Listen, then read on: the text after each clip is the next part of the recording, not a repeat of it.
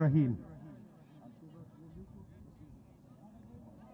सबसे पहले मैं हमारे मरकजी कायद असद उमर साहब को यहाँ इस खूबसूरत प्रोग्राम में, इस खूबसूरत जलसे में, इस शमूलियती प्रोग्राम में आमद पर और कोयटा शहर आमद पर खुश आमदीद कहता हूँ।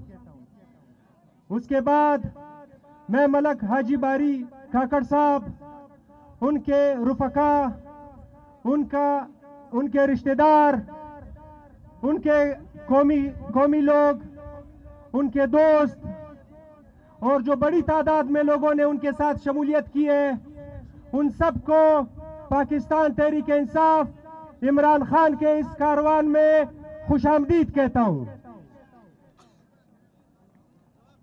अल्हम्दुलिल्लाह आज पाकिस्तान तहरीक इंसाफ बलोचिस्तान की तारीख में यह एक सुनहरा दिन है कि एक अजीम शख्सियत, मलक बारी काकड़ जैसी शख्सियत पाकिस्तान तहरीक इंसाफ बलोचिस्तान में शमूलियत इख्तियार कर रही है और खान साहब के इस कारवान का हिस्सा बन रहे हैं। मलक बारी काकड़ से मेरी अपनी 2-3 मुलाकातें हुई है, लेकिन उनका विजन, इंसाफ का विजन, इंसानियत का विजन और खुद मुख्तारी का विजन जो कि खान साहब के विजन के साथ बिल्कुल मैच करता है। इंशाअल्लाह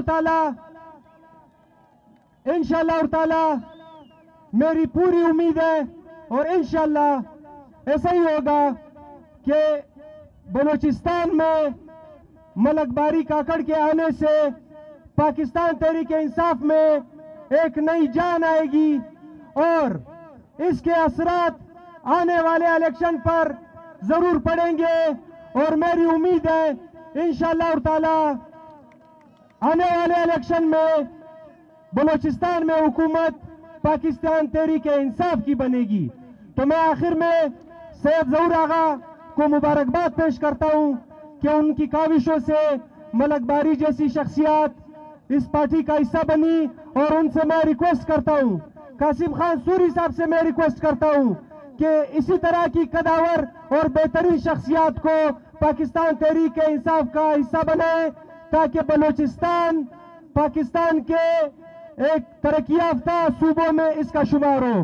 तो टाइम कम है, बाकी मशरान ने भी बात करनी है। आप सबका बहुत शुक्रिया। आप जिस जिले से आए हो आप सबको मैं मुबारकबाद पेश करता हूं और आप सबका बहुत शुक्रिया। अस्सलाम वालेकुम।